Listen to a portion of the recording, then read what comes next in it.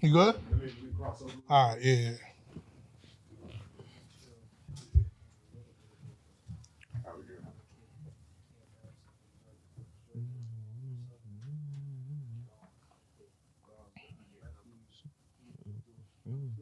All right. So your phone on solid? Yeah. All right. All right. Welcome back to the Mood to Change podcast. I go by the name of Coach Matt. We got Coach Yusuf. so we got two guests here today, man. A lot to talk about with these guys. Both played at the collegiate level. Both played at the PSAL. Guys, want to introduce yourselves? Wayne Morgan. David Nooks. All right. Before we even get started, my senior year of high school, I was at Midwood. We played Erasmus in the playoff game. And this is before, I don't want to say this is before Erasmus was Erasmus. I feel like around this time here, Erasmus was like kind of getting rolling. They had you. They had a kid named Shaquille Jackson. Tough. Had another kid named Felix. Felix Small. Yeah, Felix Small. Had Jonathan another Yearwood. kid, Jonathan Yearwood. So we played. Yeah, go ahead. We played Erasmus in the playoffs. And lost. And that was like kind of my startup moment of seeing like what Erasmus was going to become. Mm-hmm. Your end on that side, looking from like where. Yeah, I got you right now. Put that shit in my pocket like it was my house key. That's why we usually keep it. Yeah. So yeah, your perspective, looking from then till now, is more so what? When you started at Erasmus, you guys were like in the lower division? No, my freshman year was our first year in the top division. Oh, in the top division. Okay. Yeah. So your perspective looking on from where Erasmus was then till now. I mean, before, around that time, Yeah. we was just hungry. You know, we wanted to make a name for ourselves. We was trying to, figure out our own identity. Mm-hmm. And that's just what it was. You know, we had a lot of, for some reason, we had a lot of heat and hatred towards us during that time. Yeah. It was more so because people was overlooking us, doubting us, like putting us off, like, all right, whatever. Because, all my friends was at Fort Hamilton during that time. All like the more better guys went to Fort Hamilton. So I actually got into Fort Hamilton. I was in the school. You started at Fort Hamilton? Yeah, I got accepted. Oh, to shit. Fort Hamilton. Oh, shit. I was there. And,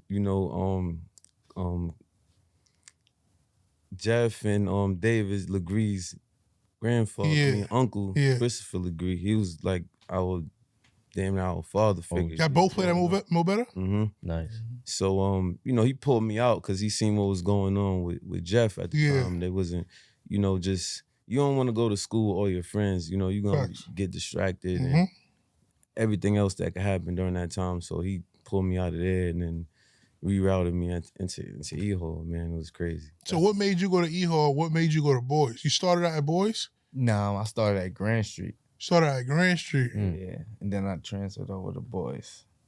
You played at Grand Street? Nah, I was just in the building. Okay. So you went a year without playing? Yeah, so I was there with like Jeremiah Brown and stuff. Yeah. They was trying to get me to play, but I really wanted to, like you said, we played with Mo Better, so it was a few guys at the high that played youth football with us. So that's what made you go to the high. Made me go to the high. Nice.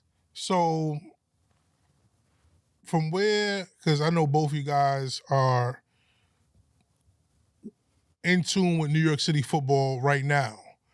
The difference between New York City football then and now would be what for you guys? Work ethic. Being disciplined. Because I say that, number one, because Yo, it's so much to say about New York City football. Nah, right for now. sure. For sure. I gotta I'm trying to keep it narrow to answer your question. You think it was more competitive then? Way more competitive. 100%. Way more competitive. So when I was when I was in high school, for instance, we lost to boys and girls my freshman year. Yeah. To boys and girls, we lost to Campus Magnet. We lost to we lost to Clinton.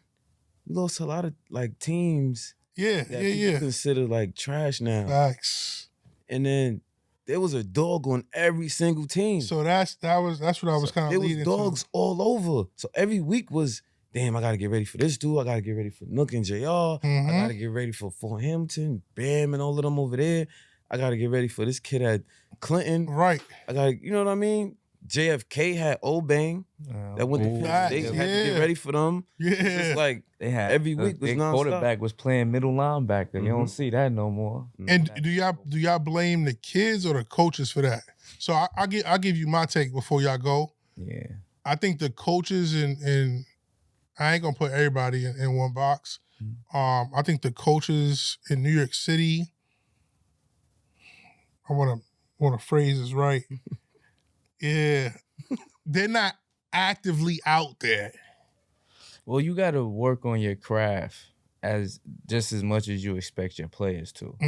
So one thing, good point. When I was at the Division II coaching in West Virginia, the beauty in that was I was able to recruit in other places. Right. So when you go to these places in Ohio, the DMV, right, their coaches are actively building on their craft every year, whether schematically, fundamentals, right? So they're constantly evolving as coaches, so their players are constantly evolving.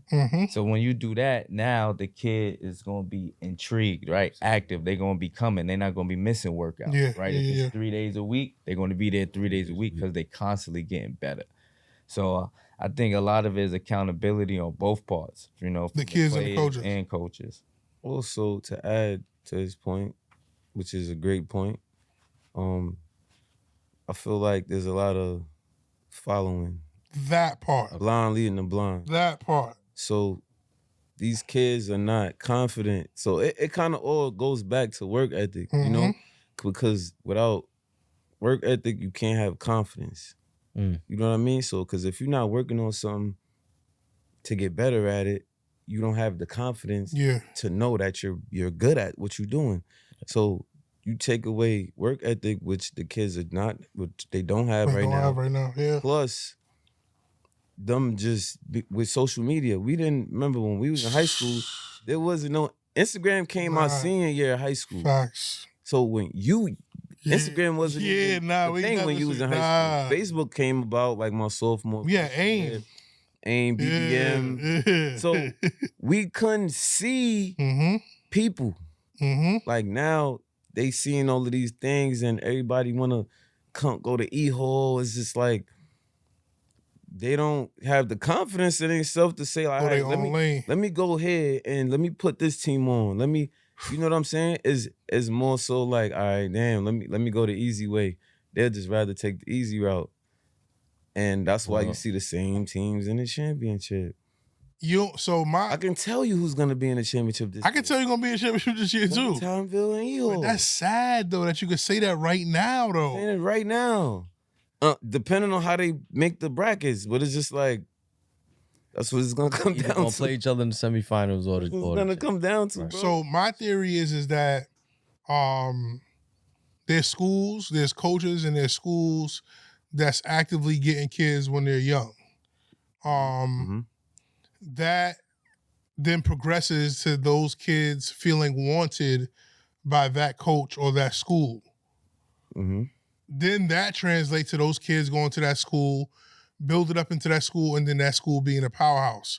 I feel like a lot of coaches just expect kids to fall in their lap. I feel like when we was in high school,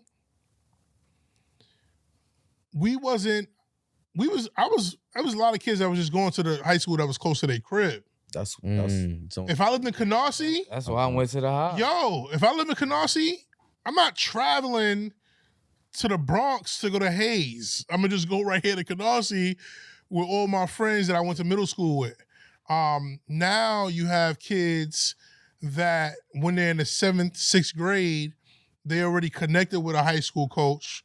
They have a relationship with this high school coach because that high school coach went out and built that relationship with that kid. At the same time, to not, I ain't No, definitely. Right?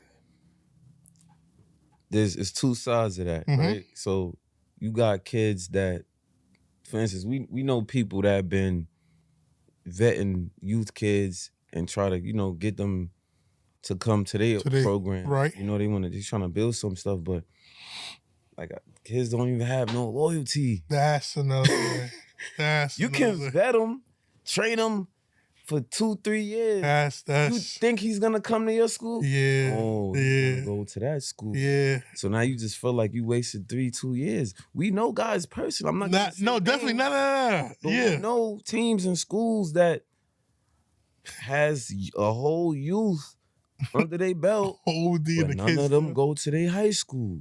Why you think? It's like it's now the other side to that, right?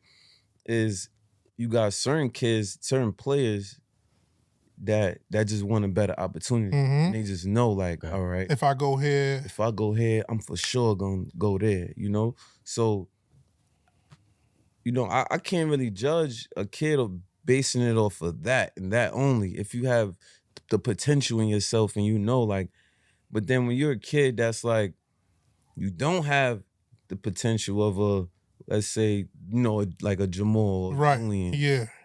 Julian's running 4.3 right now. He's doing this. So let's say he wanted to go to the best school because he been working his ass off. But let me ask you. Let me stop you right there. A dog is a dog, right? Yeah, dog's a dog. It don't matter where you go, they're gonna find you. That's what I was gonna say. Yeah. And that's where it needs to be more situational awareness with the guidance, right? A coach is gonna be a coach. Your job as a coach is get the best possible players that you can get, right? But the parents, the kid, right? They need someone around to be like, okay, that seemed like the best opportunity, like the best thing, but how does that fit with your personal situation, right? With your position, with how you play the game, your playing style? Does that put you in the best position for you to achieve your goal, right? If your ultimate goal is to get to the next level, play college football, despite what level it is, 1, 2, 3, you know what I mean? You have to be able to produce film.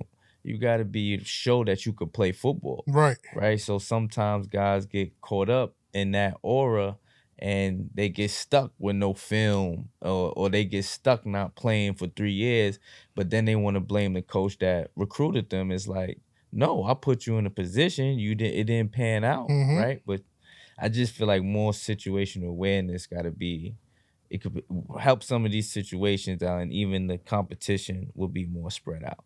You guys think with all the transferring going on nowadays, it's healthy for PSAL or? Man, we come from an era where you couldn't transfer. Yo, I'm bugging. Yeah, I know so many people that had to miss a year. But like, I'm bugging. guys would just look at you crazy. Yo, go. So like, what? Yo, like, why are you transferring? The only way somebody would transfer is just if they saying like, "Yo, I moved from here to there." And it's like, really that makes sense. Like, yeah, like, the safety transfer was a thing, but the Bloods and Crips was perfect. And it was, But to transition, I know we got social media now. It's a big thing.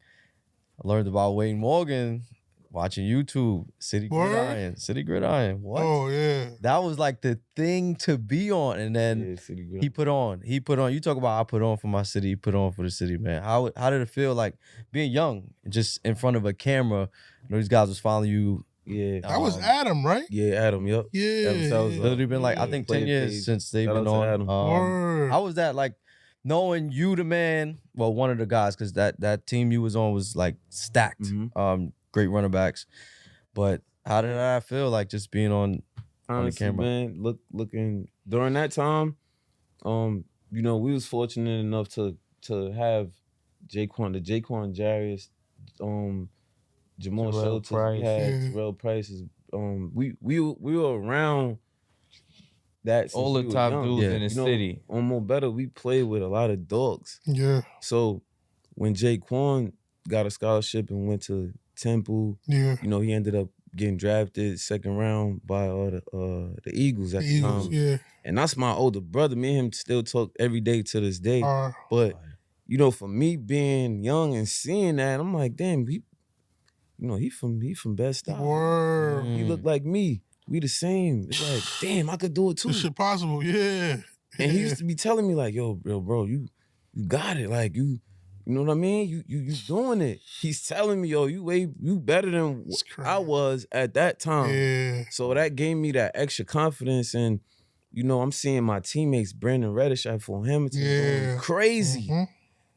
Like I remember I sat in the championship game when they played against Port Richmond. Right.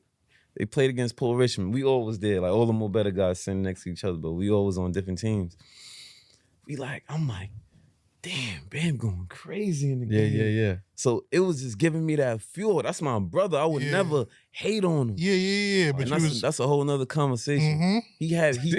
He don't even know that he turned me up that entire summer. Like that off season when I seen him score 3 touchdowns in that game, I was like, damn, Bam looking like the best player in the city. Yeah. It's gonna be a problem next year, so I gotta turn up. Yeah. I practiced with this dude. We played for More Better since we was 8. So everything he's doing, I know I can do it too. Yeah. So he turned me up. So, you know, I felt like around that time, Eho wasn't getting no respect. So, yo, my off-season training was really intense. Like, and that's solid of you for staying there.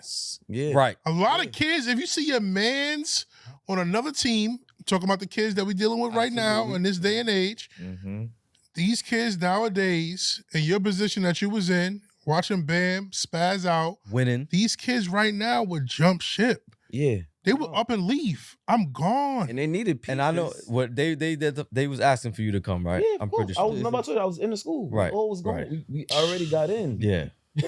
I got pulled out. So I knew where I was supposed to be. Yeah. So that gave me another fuel. Like I can't come back to Brownsville, and we all live around each other. Yeah. So I can't come back to Brownsville. They looking at me crazy because we losing and all of that. So it just kind of took it just took it to another level, man. And once, like after my freshman year, when I went to after my freshman season, I started as a freshman on varsity. Yeah. Led the team in tackles, interceptions. And this is at corner? No, at safety. At safety. Yeah. So Coach Mouse, a lot of people don't know this. He was like the guru behind. Nah, 1,000%. Trust me, a lot of people know. 1,000%. People don't understand how important of a role Coach Mouse played within the city.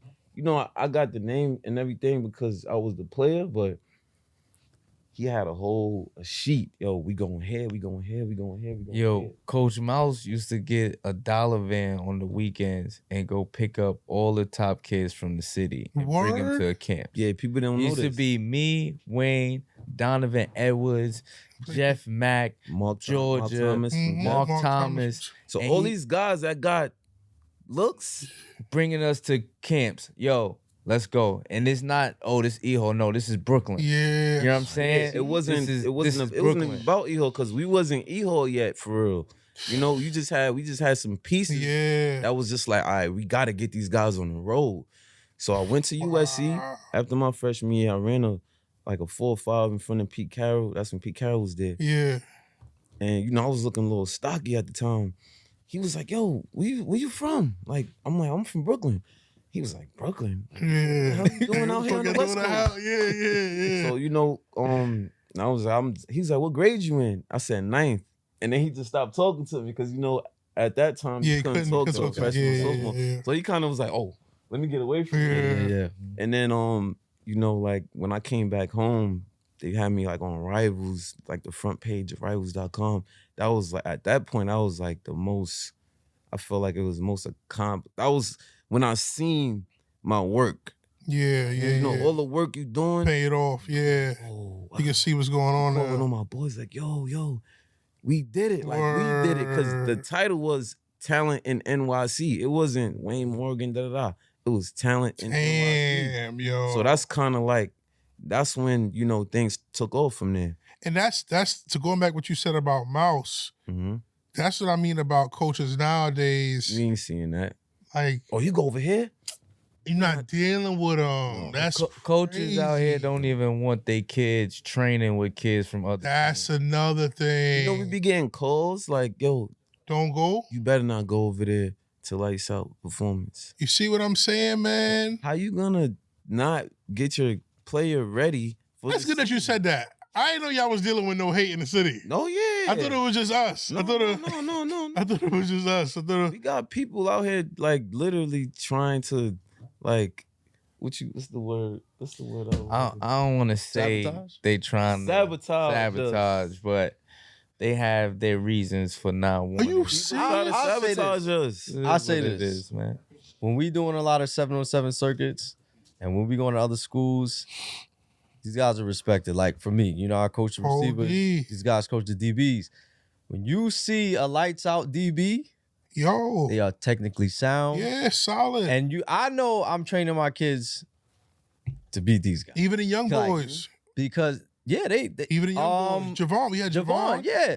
Yo, the progression he made from year 1 to year 2. So what's we in the off season now. Mm-hmm. Obviously you guys are training a lot of guys. Mm-hmm. So off season look like when you guys are training, and what does it look like now when you are training like these players?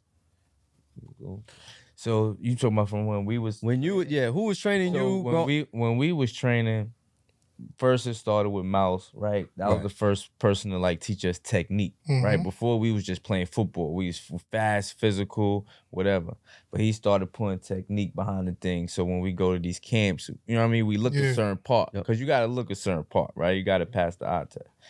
So we just was doing a lot of technique. Now, right, with all the knowledge that we've gained over the years from training, being trained by different people, when DeVal and them had elite prototype, right, that gave us a dump of knowledge, right? So I bet you. So now it's more like put to like a systematic, right? So we more not just out going on the field backpedaling. Like stuff is done in phases, right? Everything is going to correlate into the next phase. What's going to come help build, right? And have you peaking at the right moment, right? You got to peak at the right time. That's the one thing that we learned. Let me tell you, this is a funny story. So Nooks started. He was training with DeVal before me, right? It was him. It was like a small group of kids. Him, Sean. At Pattigate. No, this started at Gersh, and then we was at Pack. What's the place by Aviator? It was called Aviator. It went from Gersh to Aviator, then to Pack. Then to Pack. Pack came later. That's when the big, that's like from the very beginning. Yeah. So he was going to DeVal, right? He was like the first one, and then he ended up getting Shaquille Jackson to go.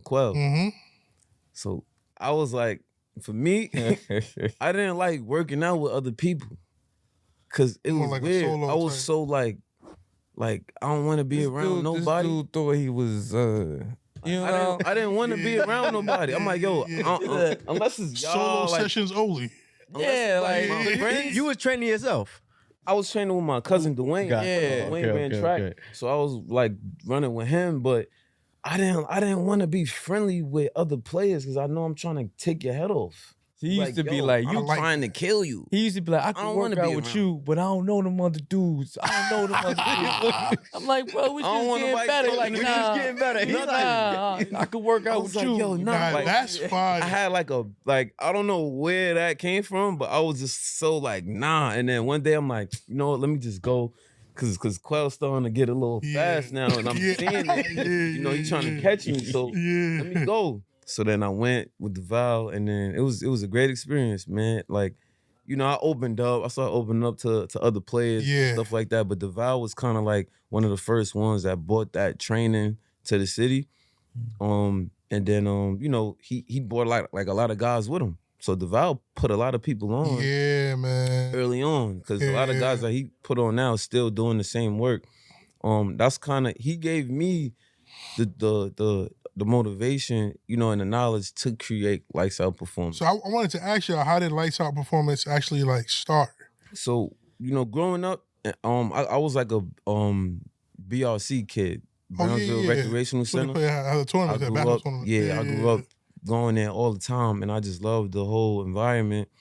I love just everything. Basketball, you got the weight room here. They had the skating ring. It was a lot going on, and you have fun there as a kid. I spent a lot of time in there, so I always envision like, yo, when I'm done playing ball, I want to kind of create something like that for the youth. Yeah. So it went from that idea to when DeVal. So me and DeVal worked together at Pattygate for like 2 years before he took off. Acting. Yeah, that was the acting. Yeah. So while I was there, I was soaking up a lot of knowledge with him, and he was like, "Yo, Wayne, I'm getting ready to blow up, bro." Like he's showing me this. What's going on? Yeah, he's showing it to me and telling me, "Yo, this is what's going on." Coach Nook was coaching at you was coaching. I was in college. I was at Wesleyan. Yeah, he was coaching. So this is when I was making that transition, like from because I got cut from the Jags, so I'm making a transition from like, all right, what am I about to do now? So I hopped straight into business, and I went under DeVal and a guy called Corey Galloway's. Oh, he the owner at Pac. So I started working with them because Corey went to Erasmus. Oh, I know that. Yeah, he okay. But D was like, yo, I'm getting ready to take off. You might want to start your own thing. So when I leave, it's no. Yeah. You know what I mean? Just so. Well, in the beginning though, he wanted to give us elite prototype, but Brian owned it as well. But at the same time, Brian was coaching, so it kind of was like too much for him to do. Facts, it was a lot. Yeah. But then I'm like, yo, D, I'm gonna just create my own thing. So before COVID hit, I came up with the plan. I called my bro up like, yo, man. You feel me? Gave him the game plan. Like, I think it was crazy because it was like right before COVID, like he said. So I had started coaching out in CT. So I did the high school thing for 2 years, 3 years. Then when I got up there, so this is how you know how the college game is like when it comes to coaching. Because I just had an All-American in my room the first year. And just because my DC was leaving, my job was in jeopardy, right? In limbo. So when he called me, COVID just happened. He called me, said, yo, this is what I was thinking. And I was like, yo, listen, I was thinking something like that similar. COVID happened. I don't know what my future gonna be like here. So in my experience, I just wanted to get the city back, in a certain level with these other states. You know what I mean? Man. So when he said, yo, this is the plan, this is what I got in mind, I said, yo, I'm 100% with you. Because, just like mine, and I had some experience training kids, a few kids that had some success. So he had the platform, he had the plan, and that's it. We've been boots on the ground ever since. When you looking to start your business, you looking to pick your sidekick. Why David? All right, so when we was kids playing like Madden, right? Yeah. Nook would always beat us, and I was good at Madden. I thought I was really good at Madden.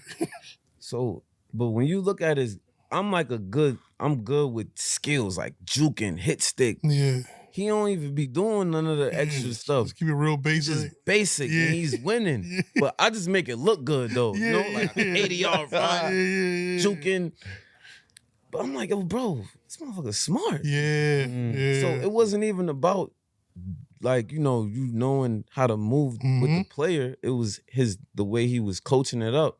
So I'm like, so when we was young, I always used to tell him, like, yo, you gonna be a coach. I used to say that when we was on More Better, like, yo, you gonna be a coach. Like, that's fire. So I always knew he had like, football knowledge. Like his football IQ was super high. And as we got older, boom, he got right into coaching at the college, like I said he was gonna do. And so off the rip, and then he's one of my day one brothers. We never got into nothing. A lot of guys kind of. As you get older, you lose friends and everything like that. Stuff happens. But he always been down. Good person at heart. He's always there for your best interest. So you just want to keep guys around that's around for your best interest. You know what I mean? You don't want people that's, you get a little bit of success and some people start looking at you different. Yeah. You know what I mean? You just want to day ones, man. It's a real thing. Do the players y'all train now know about Like what y'all did in high school, what y'all did in college? Yeah. Or is it a situation where you got to explain it to them? It's like it's like, nigga, I did this, bro. Like, yo, like nah. Sometimes it's funny. Sometimes you have to. No, listen. Wayne is the humble entitled. One. Wayne is the humble one. Yeah. Right. So he don't say nothing. I'm the one like kids will have no idea. They don't have no idea. They don't be knowing. Yeah, they don't have no idea. So I'm like, are you crazy? Yeah, be like first Syracuse All-American signing in history. What are you talking about? Like, and then when they go do research, they come back like, oh snap! That's the thing. Like, they don't. But be and the they don't be difference knowing. History. With us, we knew all our roots. Like we knew who the top dogs in the PSA was before us. You on like, laptop, you know what I'm saying? Yo, like this. I knew. Go ahead. When Curtis had all those dudes, the LeGrand, Shaheed, we knew all of them, and we wasn't even playing against them. Like we was going to all the high school games because remember, like I said, all those guys came from Obetta. David, Jeff, Keith, you got Keith, who else? Jaquan Jarrett, Wilson, Kadeem Wilson. Kadeem Wilson was Yo, Joe was a more better guys. So we going to their games and watching them go crazy. We just waiting for our turn. We know it's gonna happen. Yeah, yo. But we knew, damn, Staten Island got some players over there too. Because we used to always have a brawl with the Hurricanes. Every time we played the Hurricanes, we like, yo, why the hell we always going to overtime? The overtime. You know, we win 7-7-2, 7-6. Like, there's nobody scoring more than 21 points every time we played them. That's crazy, yo. So I knew, like, damn, there's some shit over there in Staten Island. You guys used to play Skyhawks a lot back in the day? No, we didn't play Skyhawks. Is that like two different divisions? Two different leagues. Yeah, two different leagues. We played in Pop Warner. Yeah. We played in Big Apple one year. So we didn't play in, like, the Brooklyn League. We were playing, like, teams like Yonkers, Mount Vernon, New Rochelle. Gotcha. And then we'll go to regional play. Yeah. So you got to win 3 regional games, and then you go to Florida. So, yeah. So what's the plan, like, the bigger vision for Lights Out Performance? You guys do, I need to get one of those. I got to order one of those hats, too. Yeah, like 1,000%. Right. So y'all doing, like, is it fashion and training? So it's just like a brand. So it was kind of hard in the beginning because I was debating with should I make this like a urban wear thing or just for the kids or like a performance thing? Yeah. But it's just simple. It's just a brand. Just a brand. Yeah. People can wear it wherever if you want to work out. But as far as like Lights Out Performance, you know, in the beginning it was just training and getting kids prepared, and you know, it makes a huge difference from when we was doing. We wasn't doing that type of. We started training in high school with the bow. Yeah. That's already y'all training. Yo, I have to give y'all credit, man. Yeah, we training babies right now. Yo yeah. To work with like 8s, 9s, 10s. You gotta. For one, you gotta have patience. Yeah. Like. Yeah, man. Yeah, so like I said, we didn't start training from high school. We got kids that's 6, 7, 8, 9 right now, going crazy. So the difference that once they get to high school, it's gonna be a total difference because the game is evolving. Guys are running 4.2s now. So the only way you're gonna run that 4.2s if you start early. Start early, yeah. Because what 4.2? Yeah, that's the norm now. 4.3s is like. You fast. Yeah. Remember 4.4s was the goal. 4.4. You run the 4.4, you like, oh shit. You know what I mean? 4.4. If depending on your position, if you go above 4.48, you might. Yeah, you ain't. They move you from corner to safety. 4.5s even was good. Yeah. Oh, I ran a 4.5. Oh, you fat. Yeah, you fat. Now 4.5, you might not even get drafted. Look, Christian Izzian ran a 4.32 in the combine last year. He had the fastest time for DBs. He didn't get pro day. He didn't even go to the combine. Pro day. He didn't even get invited to the combine. Wow. Where do you guys train your kids now? Right now, so we have a partnership with Eagle Academy. So we work with them, and they allow us to have access to the weight room. Dope. So, you know, we exposing the kids to the school. Eagle's a good school for the community. So yeah, we use their gym for now, and BRC on the weekend. BRC for the Brownsville field, Recreational outside Center. stuff. So that's where we go. Yeah, on the weekends when we do more field football stuff. Got you. So, but yeah, we got young guys right now, man. Like we got some guys, Dylan. Yeah. Raiden. Sprinkled all over too. We got some of the best kids from every organization. We got kids coming from Long Island, Manhattan, Queens, and I said this in one of my old videos. The younger kids are working way harder than the older high kids, school kids. for sure. I always say that. For sure. And it shows.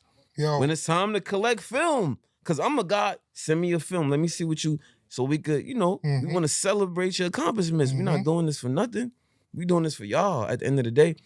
But now, like I said, the high school work ethic. Going down, man. We had to cancel one of our groups because we wasn't getting nobody to come. It's like, yo, what are y'all doing? And it should be flooded. Yeah, I'm not going. It should be flooded. Not a lot of guys have scholarships. Why? Are you trained or what are you doing to earn a scholarship? Yeah, I feel like a lot of these kids need guidance, man. Yeah, and this is my thing. Even if you're not coming to us, do something. Go somewhere. You gotta be doing something with somebody who could help you work on your craft and get better. The proof is in the pudding. The guys that put in the work, they make the sacrifices, accolades, right? Being invited places, All-American. I worked with 4 All-Americans this year. 4 kids that I worked with in the past went All-American. 2 FCS, 3 FCS, and 1 was #1 kid in the country at Georgia now. So it's like Ellis Robinson. So Ellis, yeah, these guys, I watched them make countless sacrifices. Right, countless summers. I'm working out. I'm not missing no trainings, and the fruits of their labor shows. So when we ask you, well, what are you doing? And you say nothing, and well, that's why you're getting nothing. Yeah, you're not getting out of it. We had a kid last year. We set up a camp for him to go to. He didn't go to the camp because he wanted to be in a video shoot. Like kids different. No, like a music video shoot. My friends are doing a camp, rap video. You would have got a scholarship from 100%. All you had to do was go. You didn't even have to participate. They was just giving you the offer. Because some schools know, we want to see this kid, but you know what you're gonna get out. He was the rapper? Yeah. No. He was an extra. No, he's just in the video, bro. So this is the problem. It's so much distraction. It's got TikTok, Instagram, Snapchat, Facebook. Every year is a new distraction that's gonna take away from the kids' focus. But I think I got an idea why that's being allowed to happen. Because remember we were speaking about in the beginning, right? Coaches got to work on their craft. Yeah. Right. So being that coaches don't work on their craft, the #1 goal is to coach the less in the PSAL. How do you do that? You have the best players. The best players. So once I get my good player, my guy, I'm willing to do whatever it takes to let him stay here so that he's playing on Saturday. Facts. Because that's going to keep me in the job. Facts. Right? And that may work for you at that point in time, but one, that doesn't benefit the kid now nor in the future. Because when they get to the next level, if they get there where they're trying to go, they're going to be held to a way higher accountability standard, and they're not going to know how to deal with that mentally. That's the one thing I would say about like Brooklyn football. I witnessed it as a coach and as a player. Athletically, we're fine.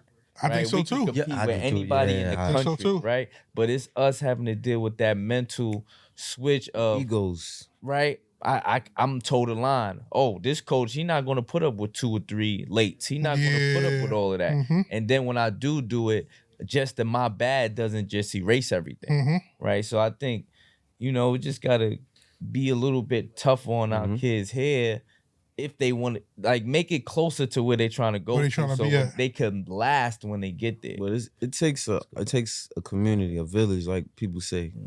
It starts from the parent, trickle downs. If you're not coming from a 2-family house, which a lot of our kids don't, that look like us, it's hard. When you got your mother that kind of don't really know about the sport, it's hard. The kids is leading. And then, kids is making a decision. You know, so the coaches got to take in that father figure coach role. And then, but there's multiple people that plays in that. Like, I had tons of mentors. Yeah, you know? The Val, Coach Lambert, Coach Mouse, Coach B, Christopher Legree. Facts. Like, I could name so many people that helped me mentally, not just physically, but mentally. So, like, when you said, to go back to your question, when you said what's next for LightsOut Performance, I feel like now it is our job, now that we getting the knowledge, the wisdom and the understanding, is to get into the minds of the youth. Let them know who they are, you know, where they come from and their worth. Because these kids don't understand that. Y'all came from kings, man. Like, you know, we got tricked out our position. Yeah. Now we just don't know what got going on. Yeah. So I feel like it just starts with the root. Getting to the root, letting the kids know who they are, letting them do their own research and find out where we come from. And then from there, you could get supreme power from that. Facts. Cause this is like, yo, if you know, like, yo, you know, it was a black man that made the stop sign or the stoplight, or you know, it was a black man that some more knowledge about it. Yeah. It's like, oh, for real? Yeah. You can do that too. So once we get to that, you know, and teaching kids, because some schools don't teach certain curriculums for a reason. Facts, for a reason. They don't want you to have that knowledge. They want to keep us down. Facts. But once we get that, that's what I'm trying to get. That's what I'm trying to do now. I want to vet these kids from young to know and understand that you ain't going to get nothing if you don't work for it. You don't work at it. Nothing is going to get handed to you, bro. You got to go and get it. Like, when, you know, I was in high school, I was going on the road. I was like, it was a lot. It was fun. But I was running track. We was going out every week, going to camps, Baltimore, Maryland. It's crazy, I traveled the world. That's why my freshman year, I was All-American. I mean, my senior year, I was All-American. Yeah, because you already did everything. And if you ask my moms, even look, all my brothers, I grew up in Tilden Projects, bro. I lived on a bunk bed, right? Thanks. My brother moved out, but it was just me. So I just never threw the bum bag out. My mother never threw it out. Yeah. So I used to write on my bed everything that I was going to accomplish while I was in high school. Said I was going to win the 55-meter dash, the 100-meter dash. My freshman year, I wanted to be all city, you know, all state, all American. I wrote it down on my bed, and I used to go to sleep looking at it every night. So that was a form of manifestation that I was doing without even knowing what I was really doing. So, you know, when I got to college, there's way more distraction. So I kind of stopped doing all the things that made me great and that got me there. So, but that's happening right now with these kids. They have no idea of what that even looks like to write stuff down. Write it down, yeah. Write it down, bro. Put it out there. Your goals down. So now you speaking it to existence. So I feel like it's the bigger problem is just getting in the minds of these kids, because a lot of them lack confidence and a lot of them are suicidal now. Facts. Depressed. I never been around so many generation of kids that's dealing with depression. Like I tell the kids all the time, if you make a mistake that I made, then I'm not doing my job. You know what I'm saying? If you make any type of mistake, mentally, physically, the same mistake that I made, then I'm not doing my job. Right? I teach from my experiences, what we learned, what we see, the mistakes people made, and things that we would do better. So, you know, when we did it, it was too late. But now I could prevent you from being in that too late state, and you could end up better. So that's like. Before we close out, just want to ask both of y'all, if y'all was to recommend 2 guests to kind of come up here and share their story, who would y'all recommend? Player, coach. Yeah, player, coach. Former. Yo, after y'all spoke about Mouse, I'm gonna just put Mouse. I was gonna say that. Nah, yeah. So we gonna cancel that out. That's definitely a person I want to have up here. But 2 people outside of that. I would say outside of him, Coach Mouse. Outside of that. That you guys can help us get on on the podcast as well. I heard y'all ask them that, so I was already thinking about it. I want you to get my guy from Timeville up there, Bali. Bali. He do back of my jersey. Yeah. For sure. BMJ? Yeah. Because he's a big reason for that Staten Island success on the low, I too. want him too, You know man. what I'm saying? Staten Island got some shit on. Oh, D. I played against Zamel. I played against that Puerto Rican team. That Puerto Rican team. So they always got some stuff. I would say Christopher Legree. Okay. Pioneer. You get a lot of knowledge from him because that old school. That's when we was growing up. Yeah, you know, he got that old school mentality. So I would say him.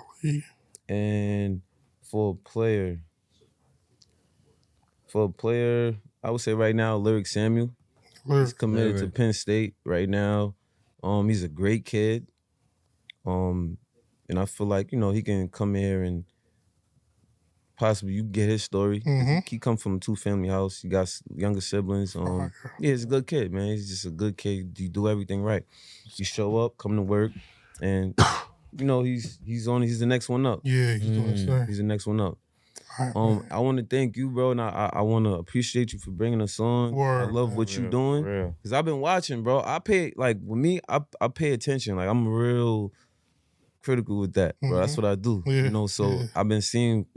When you started, Move the Chain, how you been growing, and your growth now is crazy. So I want to give you your flowers, bro. I'm proud of you on what y'all doing, man, because these kids need it. Yo. They bored. They need some stuff to do. For real, because soon as when we seen the flyer for the game, I said, yo, Wayne, hit him up. Tell him I want to do it. Yeah. Without, you know, they tell him I want to. I mean, once you put something out there and you get it done, I judge people off of what they doing, not what they say. Yeah, you gotta know what I'm saying? So done, man. I see what you're doing. Yeah. And so, you know, that's why I hit you up like, yo, you know, I want to collab with you because I got an event coming up for Juneteenth that I want, you know, I want you to be a part of, 1,000%. man. It's gonna be like a community event in Brownsville.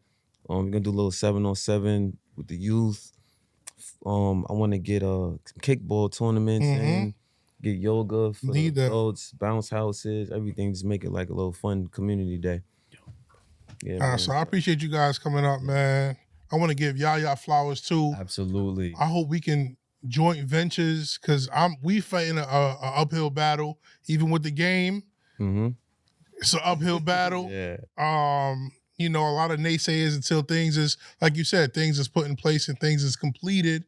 People are not going to trust nothing until something is completed, something is successful.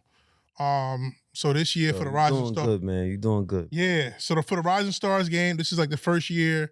Definitely needed you guys involved. When I was even planning the game 2 years ago, I had in my vision what it looked like, who I wanted to be a part of. So I'm glad like we're going in that direction to try to get this game completed and make it successful, man. So I appreciate you guys. 1,000%. Yeah, we're gonna be there. It's gonna be fun, man. We trying to win, man. You know, I told Coach the other day, I said, bro, we gotta win this game. Cause I don't like putting my name out there. A lot of people been wanting me to do stuff. Fun fact, the defensive coordinator for Long Island was my DB coach in high school. You lying. Yeah, Coach White. Coach White so was my DB coach. Yeah. I ain't know that. Got a little rivalry going on. Yeah, I'm excited, man. I'm excited for the game. The city need this, though. I appreciate you guys, man. Next time. Yes, sir.